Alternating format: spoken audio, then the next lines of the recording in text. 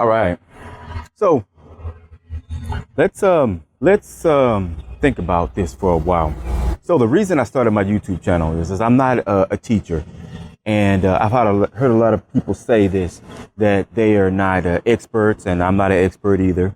Haven't even truly been successful at trading. My channel is an entertainment channel, and the entertainment that I would like to provide has to deal with the struggle, the psychological element, the frustration, the self-doubt. I mean, all of the psychology that goes into trading from my perspective. A lot of other traders are much younger. They have probably a longer career ahead of them than I do. But I wanted to get out here, and I wanted to show all of the older traders who are getting started in this game kind of what they would have to deal with mentally. So for most of us who are over 30, who are starting trading, we've had many years trading in, we've had many years of work. You know, we've done all types of different jobs, and we have many different levels of education, and we know how to be successful at those types of occupations. You show up, right? You get under the wing of somebody who has a lot of experience. You mirror them. You follow them around. You study. But when it comes to trading, it's a little bit different because there's really nobody in your circle to mirror. Whatever the decisions that you make are your decisions. You live, you die by them. So it's really on you to feed yourself. So I don't know why I decided to come out here on a day that's this windy to try to record. And so I kind of apologize for the wind. It's just that I wanted to just take a chance to talk to you guys real quick about why I started this channel, or what I want you guys to get up from this channel. One of the things that I've been excited about, or been really passionate about, is trading psychology for people sort of in my age group. I'm a little bit over 30, as you can tell by the gray hair in my beard. I'm a lot over 30. But what I wanted to really share was for those who are trying to make that mental shift from the 9 to 5, or your normal working environment, or your normal working situation, is you are the boss. This is a business, and all business leaders have their challenges and struggles that they all have to deal with. These challenges and struggles that they have to deal with all are surrounded by the idea that the buck stops with us, or the buck stops with you. And so for many of us, we've worked 20 or 30 years in jobs, or at jobs in the 9 to 5, where the buck didn't really stop with us. But ultimately, there was always somebody else that we could relate our issues to, that we could rely on, that we could pass the buck to. But in this scenario, just like owning our own business, we are it. Everything stops with us. Every buck stops with us. So every issue starts with us as well. Whatever the issues are, there's no HR department to go to complain about your coworker not pulling their weight. You are the coworker. So I just kind of wanted to bring that up in this quick little video, because that's one of the struggles that we often have, is true responsibility. Most people can't deal with true responsibility. Myself, my issue with true responsibility has been this. I always have been a kind of an independent operator, independent thinker. And I've always felt like I could get the job done if I tried hard enough. One thing I've learned about trading is if you're not the type of person who enjoys studying your own mistakes, you're going to struggle like I've struggled with trading. Oftentimes I like to study my successes and tell myself, you know what I want to do tomorrow? Tomorrow, I would like to replicate this behavior. Tomorrow, I would like to replicate this outcome. And it never happens like that. It never turns out like that. What I often do is I repeat the mistake that I made the day before because I did not want to focus on my mistakes. And as you'll see in many of the videos that I'm going to post from here forward, is that there are going to be a lot of mistakes that I'm going to make, and I'm going to make it seem as if I'm going to take accountability for them, but I'm not. What I'll probably end up doing is I'll probably end up pushing the buck down the road. This will be tomorrow Grady's problem, and then I'll address it then. So that's just one of those things where if you guys decide to get into trading and you're not the type of people who love being wrong, who love letting yourself down, who love disappointment, disappointing yourself and disappointing your family, then you might want to take one or 2 days to think about it before you would decide to get involved. It is not one of the industries that you could just wade into and then just by the passage of time, you find yourself being promoted and elevated. This is a performance-based industry. This is, you're starting, you're coming off the bench, and you have to produce. If you don't produce, your team is going to lose. Is note taking, when I talked about focusing on your mistakes, and taking notes on your mistakes, studying your mistakes, studying your trading behavior, studying your own personal psychology, and then rinsing and repeating that when you don't think that you need to. One of the many of the things that I think that most new traders are going to struggle with is success. Having a good day where you enter the market and as if you're a savant, you find the entry, it goes your way, it goes beyond your target range, and then you just walk away and it's one of your greatest days. Those days oftentimes are the days that causes us our greatest drawbacks, because number one, there is nothing to learn from that type of a day. And I hate to be the type of person who says this, but our greatest learning experiences happen from our greatest failures.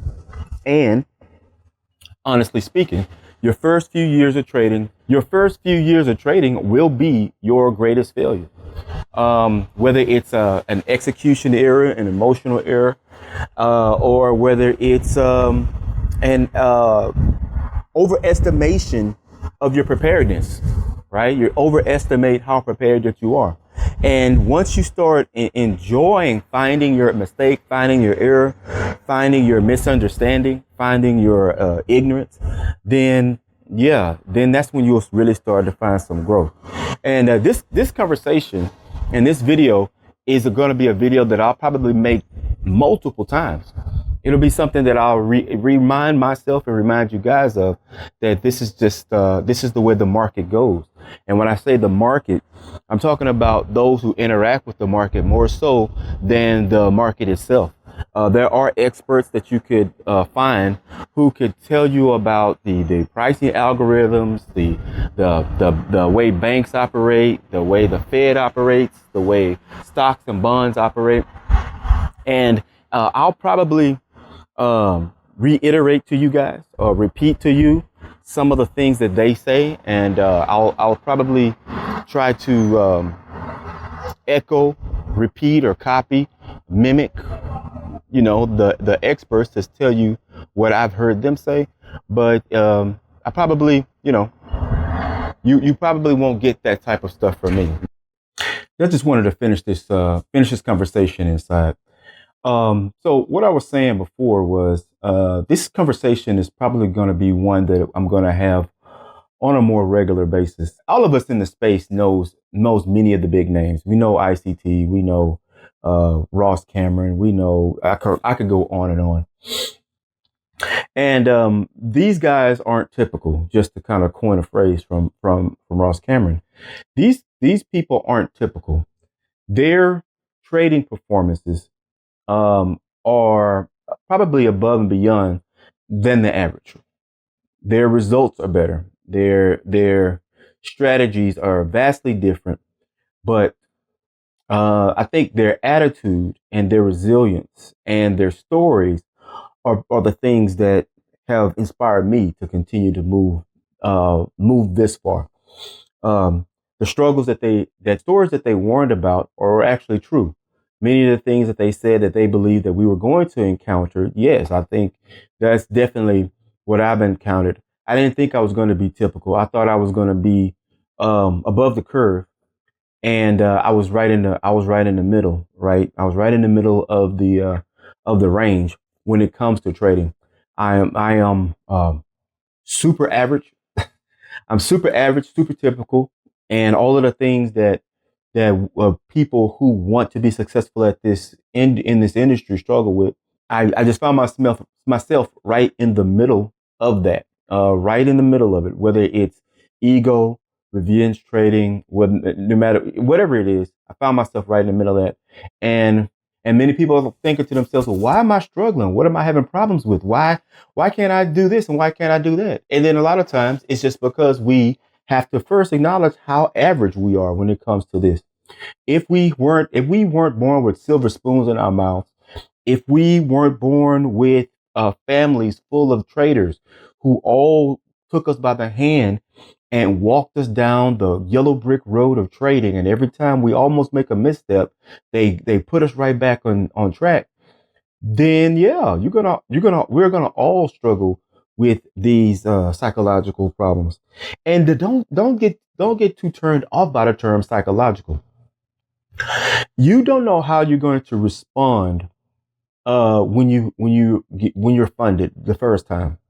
You won't know how you're going to respond when you have $100 left in your trading combine. And I don't mean that you're about to lose your combine. I mean, by now you've probably done that multiple times. I mean, when it's that last $100 to get funded, you don't know how you're going to act, how you're going to respond until you get to that point. My channel is going to be about how me, how I respond in those scenarios, how I feel certain pressures, how I talk to family members or see other traders being successful or see even ICT, even if when I see how he trades and how he's successful in the same trade and in the same marketplace on the same day that I maybe perhaps blow an account, or I take a really bad trade, or I take a real bad series of trades, or when I am right and I still can't get that entry. Those are the types of things that I want to share, because you might feel like, yeah, but I knew the market was going up and I just watched it. That's really why I said to myself, I have to share this, because it's almost like comedy at this point. I've had days in the last couple of weeks where all I needed to do was hit the button. All I needed to do was enter. And if I had entered the trade, I would have made the largest trading days of my personal trading career multiple times in the last 2 weeks. Clear entries lined up in the pre-market. The market opens. It goes exactly to the target range, exactly to the target area. And the trader does nothing. He just looks at it. That messes with your psychology. And I wanted to share that because you probably wouldn't even imagine doing it. You wouldn't imagine that there would be days where you'd be on side, you'd be right, you'd be ready, you'd be tuned in, you had a good night's sleep, you had a great breakfast, you did your meditation, said your prayers, flipped your coin, whatever it is that you do. You sat down in front of the computer, you turned it on, and blew it. I don't have anything else to say, guys. I hope you have, excuse me, I hope you enjoy watching these videos. I hope you have fun watching these videos, because trading is a business. We don't trade in the market for fun. We trade for funds. So take it seriously. You don't have to take these videos seriously. This is entertainment purposes. This is for those who love seeing the financial markets, who want to just have a place to think about it more, to think about the mentality. You might see me make money. You may see me lose money, But thank you for your support. Like and subscribe. And I'll see you guys.